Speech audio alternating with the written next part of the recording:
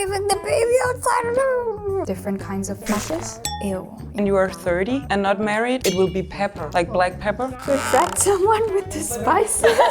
So where's the alcohol? Where's the schnapps? Hello. I'm sure we do. I think in the beginning maybe it was similar, but over the time I think it just got really more personalized. I think very different, yeah. Christmas time, I guess, or Halloween maybe. But Halloween is kind of more of an Irish thing. It's not that big in Germany, actually. Oh, really? Yeah. I lived there for a year and it's huge there. Children dressed up everywhere, and even the grown-ups go to the city to bars and everyone is dressed up. I think apart from those two major somewhat holidays. Yeah, I think also it's kind of a hard question because Europe is not a country. It's a lot of different countries and we have a lot of different cultures. I mean, of course there's similarities, we're all human. For me, the biggest thing is also public transportation, because that's a really, really, really common thing in Denmark. But in America, you use your car a lot. So that's one of the big things, I think. I think in Germany, we also use public transportation a lot, cars too, but also if you live somewhat in a city where you can easily access things close by, a lot of people actually also use bicycles. Yeah, we bike a lot too. For all of us. Yeah, actually, yeah, everybody bikes, yeah. Yeah, walk or bike, yeah. So in a lot of Nordic countries, it's quite common to leave your babies outside in their stroller in the winter. I think this is relatively common in Sweden still. What about in Norway and Denmark? Yeah, I would say it's quite normal. So you could see it outside of cafes, restaurants, and especially in kindergarten, you would always just leave the children out for a little nap time. Yeah. That was so crazy to me. I actually saw that on Instagram or something, and there were so many Americans in the comments flipping out. I don't know, that's just no American would ever do that. So no one would ever leave their kid outside in the winter. They're gonna get sick, they're gonna get frostbite immediately. Everyone would think that. I mean, you do dress them up in these really they're all packed up in blankets and all these thick clothes. I think one of the reasons we do it is because it's good for their immune system to be exposed to the environment around them and get some fresh air. I feel so many American moms would never do that. A crime? Maybe.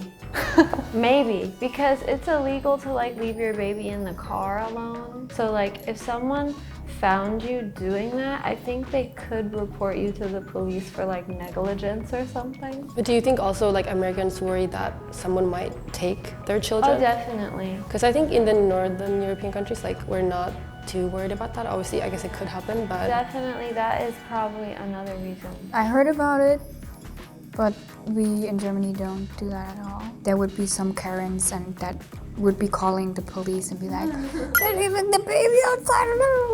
Yeah. But now I also heard online about the health benefits for babies, so I'm like, oh, I should do that if I have a child. That actually kind of makes sense.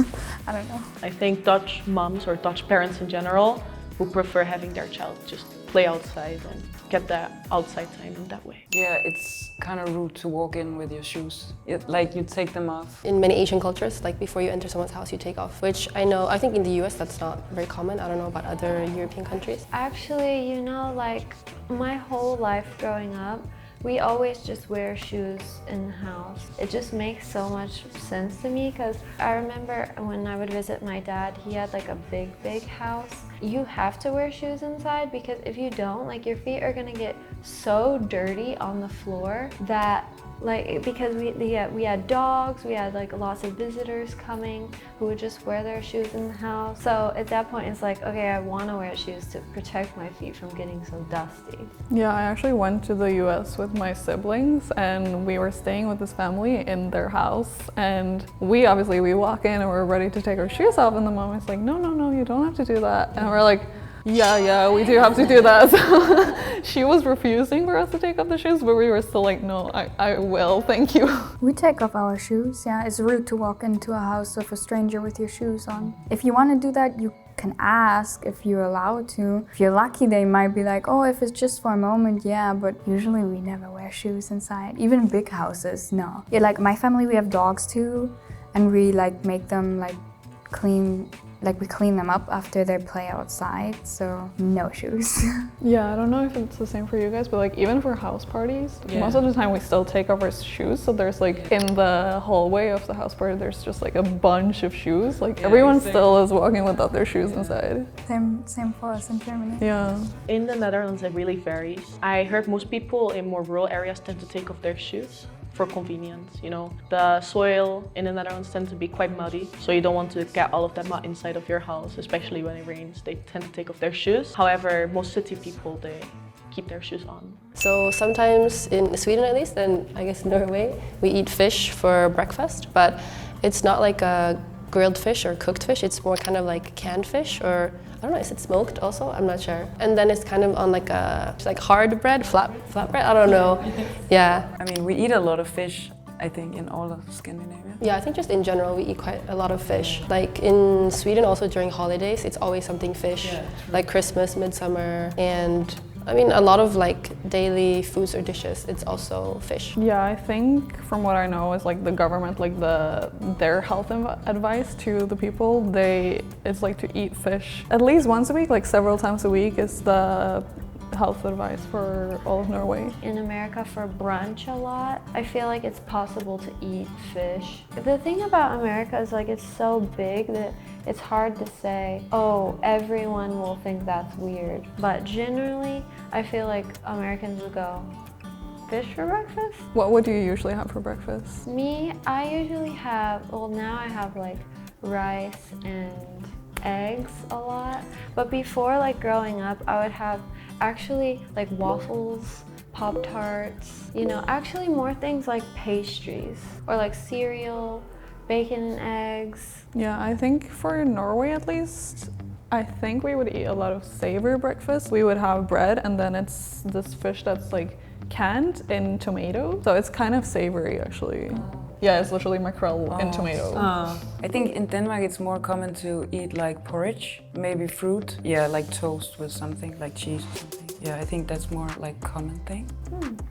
I think it really depends for personal taste. For example, my family and also including me, we like smoked salmon a lot, so we got this a lot for our breakfast or bread in general. But I think most Germans, they usually eat cheese and ham toppings. I'm from the north and it's quite common to eat fish for us. Sometimes for breakfast, but more in the form of like smoked salmon, like you. I think in the south of Germany, it's less common to eat fish because they're not close to the sea. But for us in North Germany, we have the sea very nearby and we have like special bread buns, different kinds of fishes. Ew. Yeah, well, we have that too. We have that too, but I don't like that. And we have canned mackerel and tomato sauce too. We don't eat it for breakfast though. Funny thing, we do eat for breakfast in the north though. That's very not that common in the south, I think. And in the rest of Europe is like minced raw pork on bread with like onions and salt and pepper. So like tartar? Yeah, like pork tartare. I think no one in the Netherlands will even consider eating fish for breakfast. Where I'm from, there's not really any water nearby, so we tend to go more for like things like sandwiches. You guys have those chocolate sprinkles, right? Yes, the chocolate sprinkles. It's so delicious. What was the name again? Hagelslag. Yeah, it's like chocolate sprinkles or fruit sprinkles. You put them on your bread with some butter. But maybe compared to the Germans, we tend to stick to only one topping. It's either cheese or ham. Oh yeah, in Scandinavia we have something called snus, which is kind of cigarettes, but you put them up here. It's like a little bag. Yeah, like a nicotine pouch. Yeah. Yeah.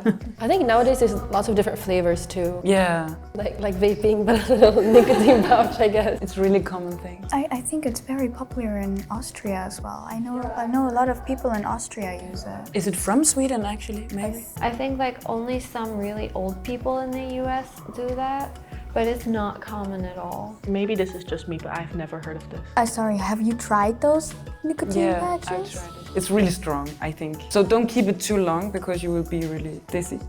And I hear it's 6 times stronger than a normal cigarette. I did that once and I had the worst experience of my life. And I'm a non-smoker. Oh, that's even worse. I'm also a non-smoker, so I only tried it once. And it was when I was drinking, so... Oh my god. It was like the worst combination. Double bad. Okay, so in Northern Europe, we really like licorice. I feel like even in our countries, it's kind of like 50-50, you love it or you hate it. Yeah, that's true. It's still a very common thing, so it's not like you're judged if you like it, I guess. We also put it, I don't know if the same in Denmark, in Sweden and Norway, but we also put licorice in other things, like chocolate or chips or... Yeah. But the chips was not good. Yeah, I don't like the chips. But I really like salted licorice ice cream actually as well. Oh, it's really good. Yeah, I love it. So like this licorice, it's black licorice. Yeah. Yeah, I love black licorice so much. In the US, also so many people hate licorice. Yeah. It's like, we have those red Twizzlers, you know, they call it licorice, but it's not. But like, I also grew up, like everyone makes fun of me because I like licorice, because usually people hate it. Right, in America. But you have it in the US too? Like yeah, you can buy we it there? have it because honestly, they are fronting and then in secret they like licorice and they eat it because it's still at the stores. So who's buying it? You know? Yeah, somebody's buying it. Yeah. Well, we have the weaker version and for like with Haribo as well, but it's kind of a little sweeter and weaker. But I also do like the stronger, more original version of licorice where it's like kind of really strong in your mouth and the first few seconds you're like I like that. I would love to try the ice cream The though. ice cream That sounds so great. good. And also there's like those Italian licorices that are like really colorful, but they don't really taste that much like licorice. In America, we have those a lot though. They call it like Italian licorice. And it's like rainbow, some have like sprinkles. We love our licorice. I believe the Netherlands is like in the top 3 countries who consume the most licorice annually per person. I really love licorice, especially the salty ones. But unlike the Scandinavian countries, I guess we don't really put it in like chips or ice cream. At least I have never seen that. We do like chew on those like sticks like directly. When I was a child, you could get them quite easily. Wait, well, I didn't even know what licorice was made of. It's made of wood. It's like a root or a stick. I'm not sure exactly what it is. Yeah, it's a root. Yeah. When I was a child, actually, we used to go to the market and like pick up licorice, but also those sticks to just chew on. You know, it is a thing that most Dutch people, I guess, have seen before. In Sweden, I'm like from south of Sweden, so for a lot of us, we will go to Denmark to buy a lot of stuff. I think if you're from more north, you might go to like Norway or Finland. Do you guys also go to other countries for shopping? I mean, Denmark, we go a lot to Germany. I think you have many funny like candies and like sodas and alcohol as well, like different types. So, and it's cheaper also, so that's why we go a lot. Yeah, Norwegians also go to Sweden because we have like, it's really expensive in Norway. And we also have, I think it's like alcohol and sugar taxes. And I don't think you have it in Sweden, at least it's not as expensive. So we'll like drive over to Sweden, buy our candy or alcohol, and then we drive back. Yeah, at least for us, like in the southern part, because there's a slight difference in the age where you can consume alcohol. So if you're too young to drink in Sweden, you might go to Denmark to buy or to drink alcohol before you're 18. How much is the age difference? In Denmark, you can drink from when you're 15 or 16. So in Sweden, everything is 18, but in Denmark, it's sometimes 16. I think it's the same in Germany, right? Yeah, we're 16 for beer and wine. Yeah, it is the same in Denmark.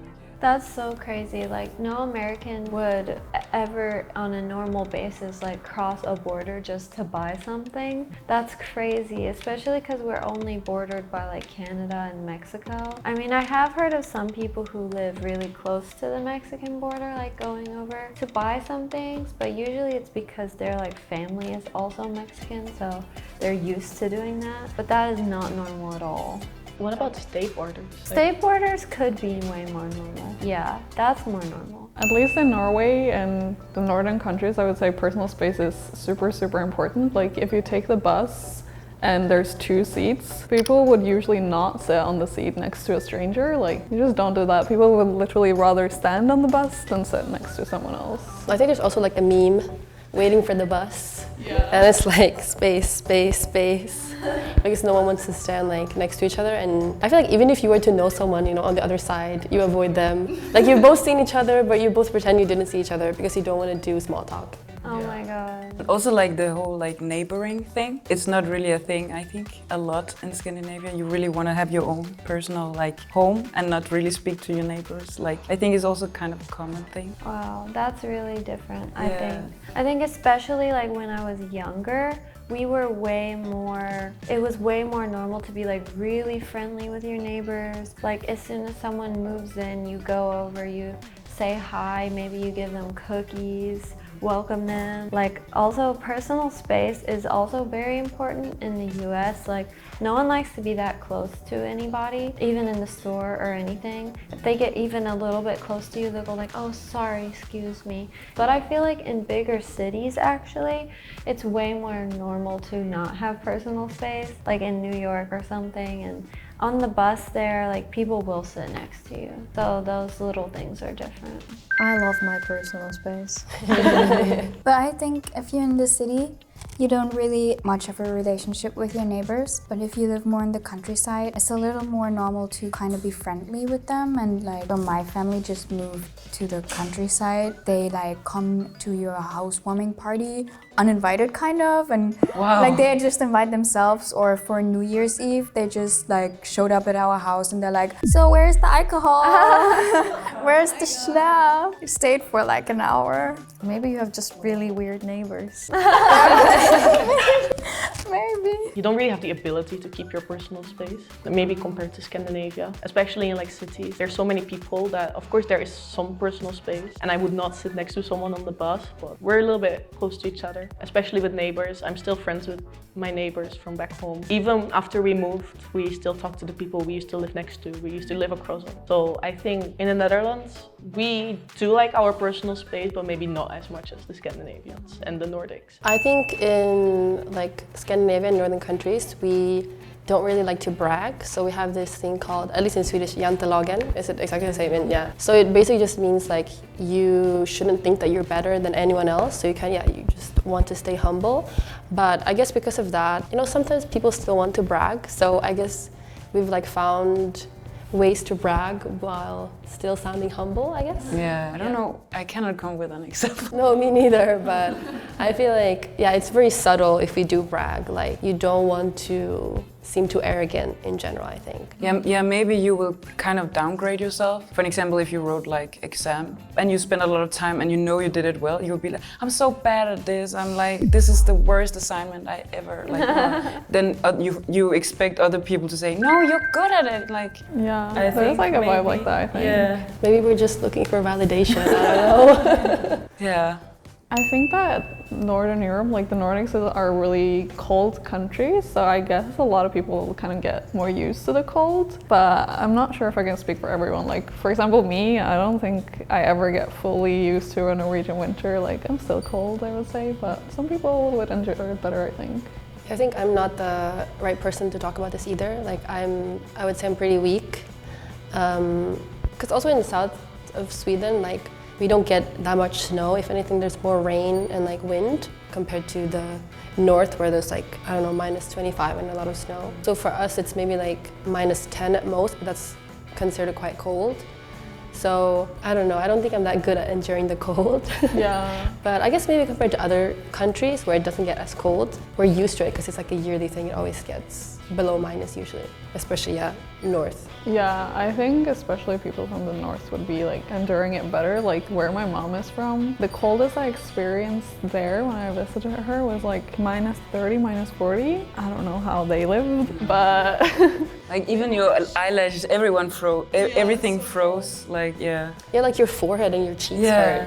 I cannot. I mean, Denmark is kind of the same as Sweden, South Sweden. So we just have a lot of wind and rain, not much snow. Yeah, but I don't really like the cold. same. Either. Like that sounded like pure torture to me. Minus like 20, 40. I would actually die in the spot if I had to endure that. Even like here, just being 20 degrees, I'm dying. Especially I think since I grew up in like Georgia and Florida where it's really warm. And even when I lived in Miami, I got cold. So you can imagine. Yeah. The advantage though, when it's so cold, like -15, -20 and above, is that the weather tends to be pretty good. So it's like sunny but not that windy, versus where I live where it's like around 0 degrees. The wind is like this.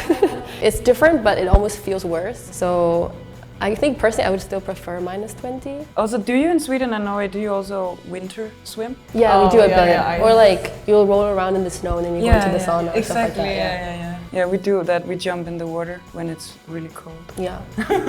I can handle the cold much better than the heat.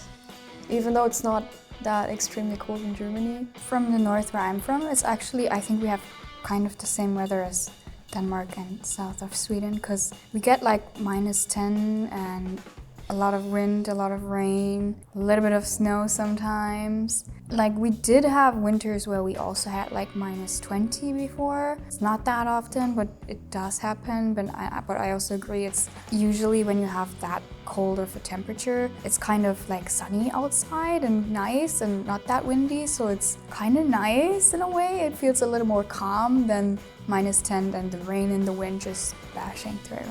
The Netherlands is not as cold as the Nordics, pretty obvious, but I do think the Dutch they deal well when it comes to like cold weather. They do pretty well.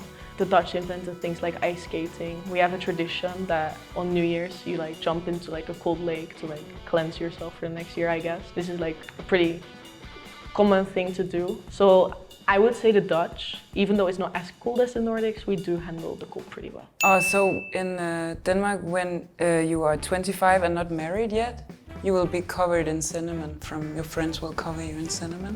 It's kind of a tradition Why thing. cinnamon? It's actually like originally it's also when you are 30 and not married, it will be pepper, like black pepper. To attract someone with the spices. To be a woman that is not married, it's like an old saying. It's called pebermø. And peber, it also means pepper in Denmark. So it's like kind of where it comes from. But now they also developed the 25 thing. So is it only for women who are not married? No, also guys, yeah. My friends, they just put like cinnamon in my drinks and stuff.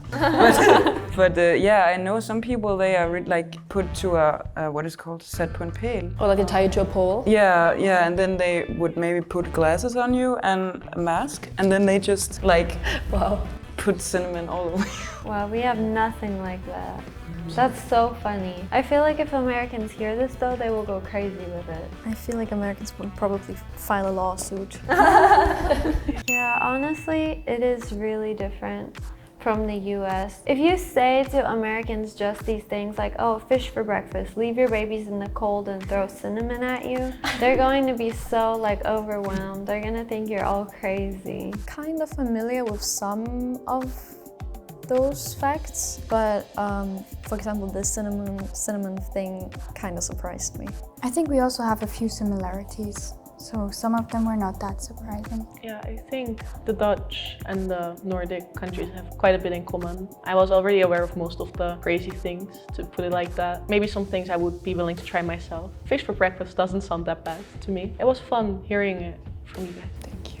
So today we talked about 10 things that Nordic countries do. If you like the video, subscribe, like, and comment down below. We'll see you next time. Bye. Bye.